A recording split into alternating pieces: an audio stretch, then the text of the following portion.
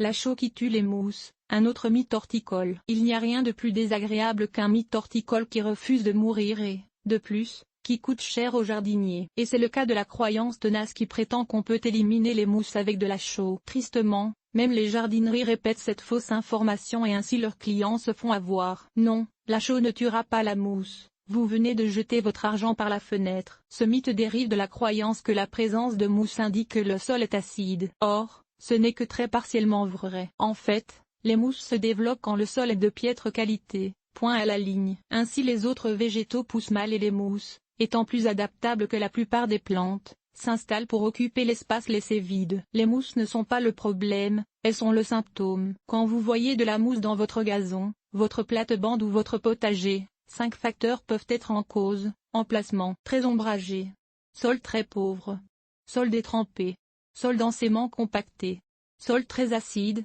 un pH de moins de 5,5. D'ailleurs, c'est habituellement une combinaison de ces facteurs qui nuit tellement à la croissance des autres végétaux qu'elle laisse les mousses pénétrer. Peut-être que le sol est compacté et ombragé, ou pauvre, détrempé et acide. Certains de ces facteurs sont faciles à vérifier. On peut voir à l'œil si l'emplacement est ombragé et si vous pesez sur le sol et que l'eau en ressort, il est détrempé. Essayez d'enfoncer à crayon à mine dans le sol, si vous avez de la difficulté, il est trop compacté. Pour savoir si le sol est réellement acide ou s'il est pauvre, par contre, il n'y a pas de truc maison qui vaille, il faut faire une analyse de sol. N'appliquez surtout jamais de chaux avant de vérifier que le sol souffre vraiment d'une acidité excessive. Ce produit est toxique aux plantes si on ne l'utilise pas correctement. Comment réellement éliminer la mousse? Le seul véritable secret pour contrôler les mousses est rendre le sol plus convivial aux autres végétaux. L'aérer s'il est trop dense, vous pouvez y mélanger beaucoup de matière organique, le drainer s'il est détrempé, en surélevant la parcelle,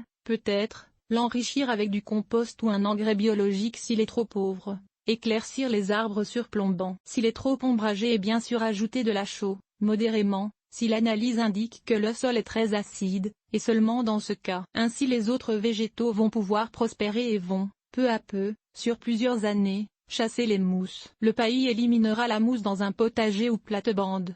Mais si vous ne corrigerez pas le sol auparavant, la mousse va graduellement revenir par-dessus le paillis. Ça ne va pas assez vite à votre goût. Après avoir fait les changements nécessaires, recouvrez le sol du potager ou de la plate-bande avec du paillis. Le paillis recouvrira la mousse, coupant sa source de lumière. Et sans lumière, la mousse va mourir. Éliminez la mousse dans un gazon. On ne peut pas appliquer du paillis sur un gazon, par contre, du moins sans vouloir l'éliminer, car le paillis le recouvrira aussi, coupant sa lumière. À la place, essayez la méthode suivante. Vaporiser le secteur avec un produit anti-mousse, habituellement un savon biologique comme l'éco-encémos Baygon ou le croque-mousse, disponible en jardinerie, puis râpler pour enlever la mousse quand elle est morte. Maintenir, ressemer le secteur avec une semence à gazon appropriée. Il existe des mélanges pour la mi-ombre, notamment. Attention, toutefois, il n'est pas utile de ressemer si vous ne réglez pas la qualité du sol auparavant, même si vous traitez avec un anti-mousse.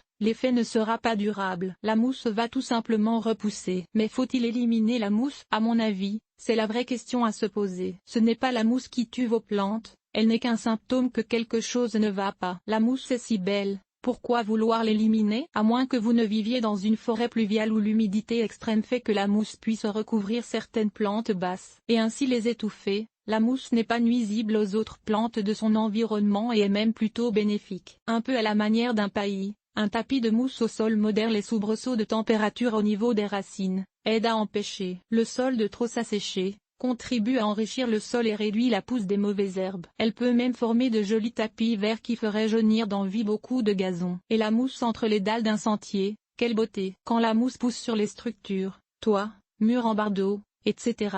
D'accord, il mérite un contrôle, car il réduit leur durée utile, mais dans un jardin ou dans une pelouse.